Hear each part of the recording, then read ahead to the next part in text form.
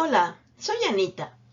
En esta ocasión voy a explicar las características estructurales y funcionales de las proteínas.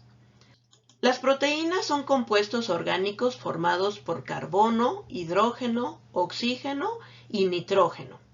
Corresponden a una de las biomoléculas esenciales para la vida. Son macromoléculas muy complejas y de gran tamaño. Si quitamos el agua contenida en la célula, las proteínas conforman el 80% de ese peso seco. La información genética contenida en el DNA determina qué proteínas va a contener una célula, un tejido y por ende un organismo.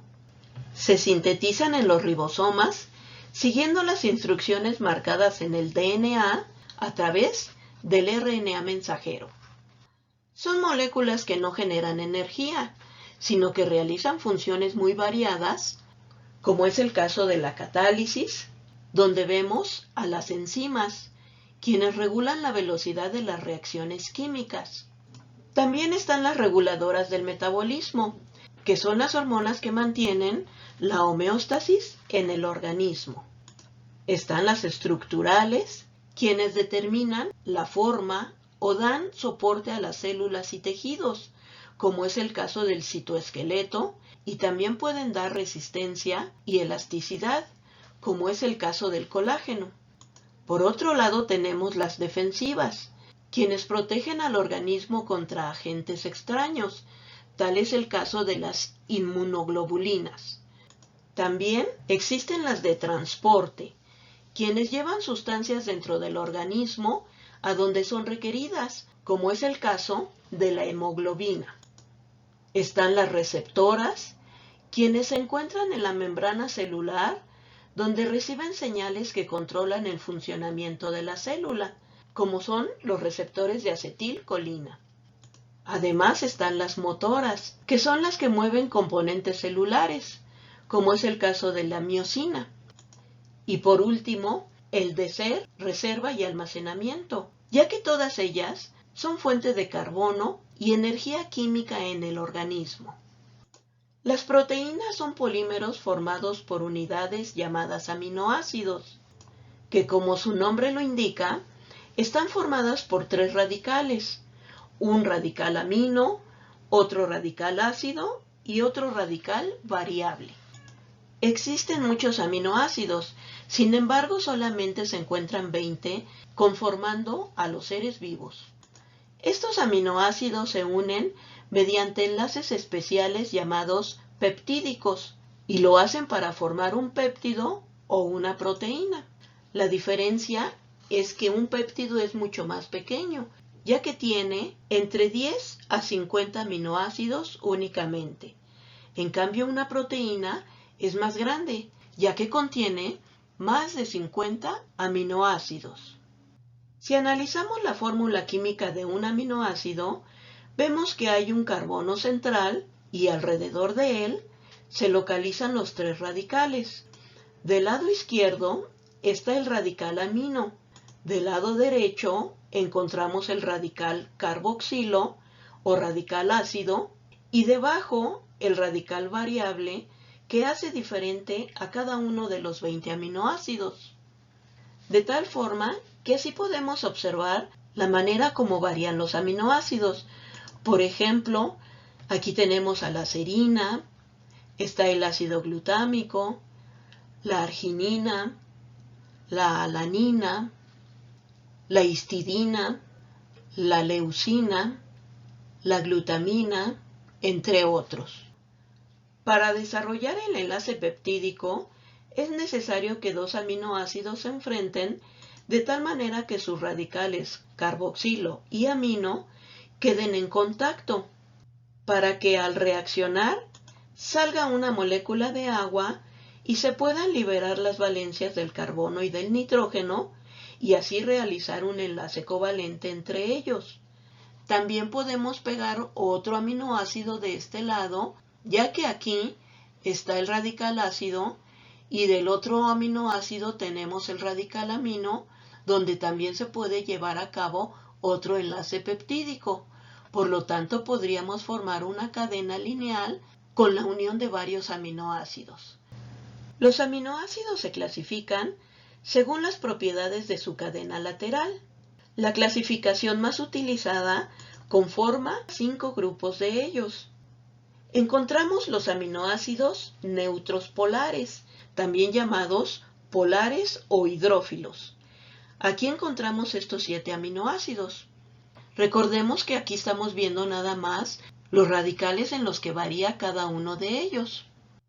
El segundo grupo son los neutros no polares, también llamados apolares o hidrófobos, donde encontramos estos 8 aminoácidos.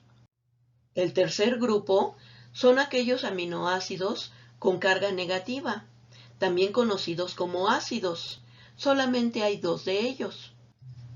El cuarto grupo son aquellos aminoácidos con carga positiva, también conocidos como básicos, donde encontramos estos 3 aminoácidos. Y por último tenemos los aminoácidos aromáticos, que tienen estos anillos característicos y que también se encuentran clasificados en otros grupos. Los aminoácidos tienen nombres diferentes y es común utilizar sus abreviaturas para denominar una cadena peptídica. Se pueden utilizar abreviaturas que tengan 3 letras o una sola letra, como lo vemos en esta tabla. Al conformar un péptido o una proteína, además de los enlaces peptídicos, se utilizan otras fuerzas intermoleculares para mantener unidos sus componentes. Generalmente son fuerzas de atracción débiles, pero como se desarrollan en suficiente cantidad, logran su cometido de mantener esa atracción. Por ejemplo, dentro de estas fuerzas encontramos los puentes de hidrógeno, las fuerzas iónicas y los puentes disulfuro.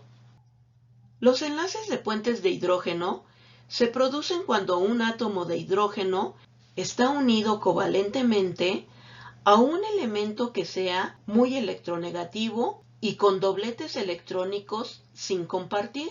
Además, tiene que ser muy pequeño y capaz de aproximarse al núcleo del hidrógeno. Estas condiciones se cumplen con algunos átomos como el flúor, el oxígeno y el nitrógeno. Aquí vemos cómo 2 cadenas de aminoácidos, que están una sobre otra, guardan las condiciones para realizar estos puentes de hidrógeno, ya que tenemos el nitrógeno enfrente del oxígeno y en medio se encuentra el hidrógeno desarrollando esta atracción. Lo podemos ver repetido a lo largo de esta cadena peptídica. Las fuerzas iónicas, como su nombre lo dice, se llevan a cabo entre iones, es decir, aquellos que tienen una carga eléctrica neta. Pueden participar tanto grupos funcionales cargados, como es el caso del radical amino o del radical carboxilo o ácido, pero también pueden participar iones inorgánicos. El resultado de esta interacción puede dar una atracción cuando estas cargas son opuestas, o puede dar una repulsión o separación cuando esas cargas son iguales. En este caso vemos cargas diferentes y por lo tanto estos aminoácidos, cuando se encuentran en esta posición, provocan una atracción entre ellos. En los puentes disulfuro se da un enlazamiento de 2 grupos tiol, también conocidos como sulfidrilo. Se produce entre las cisteínas y es muy importante para el plegamiento de la cadena de proteína y la regulación de diversos procesos metabólicos. Aquí vemos cómo al salir los hidrógenos se puede desarrollar este enlace. La función que realizan las proteínas depende de su conformación, ya que esta organización define sus propiedades biológicas. Para estudiar su estructura se consideran 4 niveles de organización. Tenemos la estructura primaria, la estructura secundaria, la estructura terciaria y la estructura cuaternaria. La estructura primaria se refiere a la secuencia de aminoácidos que tiene la cadena peptídica. Aquí vemos cómo esta cadena tiene este orden de aminoácidos. Si son acomodados de esta forma, nos dará la estructura de una proteína. Cuando varía el orden de estos aminoácidos, se estará formando otra proteína. La estructura secundaria son los patrones de plegamiento o disposición espacial que adquiere la cadena polipeptídica. Pueden ser de dos tipos. Cuando la cadena se enrolla de forma helicoidal, uniéndose por diversas fuerzas de atracción, se forma una estructura conocida como hélice alfa. También se puede plegar en forma de zigzag, también con estas uniones intermoleculares, formando una estructura conocida como lámina beta. Por lo tanto, todas estas van a ser direcciones que va a adquirir la cadena polipeptídica en la disposición espacial.